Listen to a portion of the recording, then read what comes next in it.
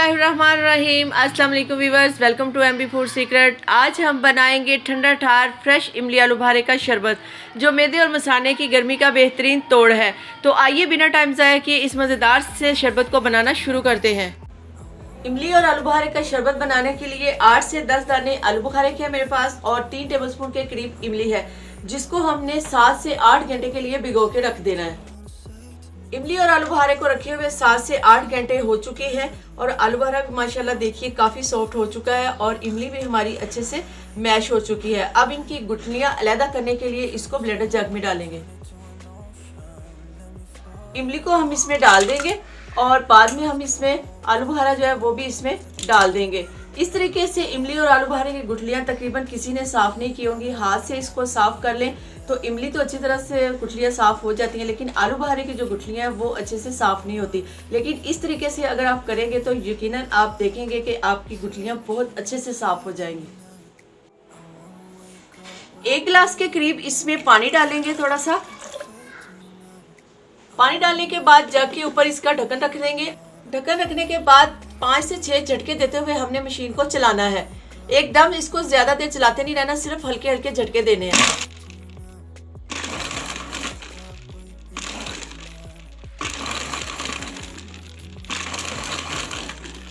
पाँच से 6 झटके देने के बाद हम इमली और आलू बुखारे की गुठलियां अलग कर लेंगे और पल्प अलहदा कर लेंगे। गुठलियां अलहदा करने के लिए हमने एक बोल लिया है और जग में से पल्प को इस तरह नीचे गिराते जाएंगे और इसमें से गुठलियां चेक करते जाएंगे। जो भी गुठली नजर आए उसको बाहर निकालते जाएंगे। इसी तरह से हमने सारे पल्प को इसमें गिराना है। गुठलियों को चेक करते हुए हमने पल्प को बाउल में डाल लिया है और बाकी जो हमारा इसमें मटेरियल बचा है उसमें थोड़ा सा पानी डालेंगे ताकि ये जो हमारा जग है वो भी अच्छे से साफ हो जाए। इसको हिलाने के बाद हम इसका भी मिक्सर जो है वो इसमें डाल लेंगे। जी माशाल्लाह देखिए कितने अच्छे तरीके से गुठलियां हमारी साफ हो चुकी है। अब हम इसको साइड पे करेंगे। अभी ये जो हमारा जो पल्प है तैयार नहीं हुआ, इसको हमने अभी दोबारा ग्राइंड करना है। पल्प को दोबारा जग में डाल लिया है और इसके साथ ही हम इसमें हाफ कप चीनी का डालेंगे, या जितना मीठा आप पसंद करते हैं उस हिसाब से आप चीनी भी डाल सकते हैं। इसके साथ ही हाफ टी स्पून इसमें नमक शामिल करेंगे। आप अगर चाहें तो काला नमक भी इस्तेमाल कर सकते हैं। चीनी और नमक डालने के बाद इसको अच्छी तरह से ब्लेंड कर लेना है। जी पल्प हमारा अच्छे से ग्राइंड हो चुका है। अब इसको दोबारा बाउल में निकालेंगे। पल्प को दोबारा बाउल में निकालने के लिए इस तरह से ब्रिक सुराख वाला कोई बर्तन ले लेंगे और पल्प को इसमें से छानते हुए बाउल में डाल लेंगे। चाय वाले स्ट्रेनर के सुराख बहुत छोटे होते हैं, इसलिए मैं ये वाला बर्तन इस्तेमाल कर रही हूँ। मेरा इसको छानने का मकसद ये था कि इसमें ये जो इमली की जड़ें हैं या गुठली के छोटे मोटे पीस हैं वो अच्छी तरह से साफ हो जाए, क्योंकि जब शरबत पिए तो ये वाले पीस मुंह में आए तो अच्छे नहीं लगते।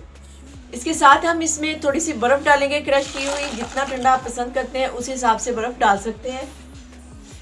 इसके साथ 1 चम्मच मेरे पास तुम लगा है, जिसको 1 घंटा पहले मैंने पानी में भिगो दिया था। ये भी बहुत ही कमाल की चीज़ है। इसको हम शरबत की खूबसूरती के लिए इसमें शामिल करेंगे। ये डालने के बाद शरबत को अच्छी तरह से मिक्स कर लेंगे।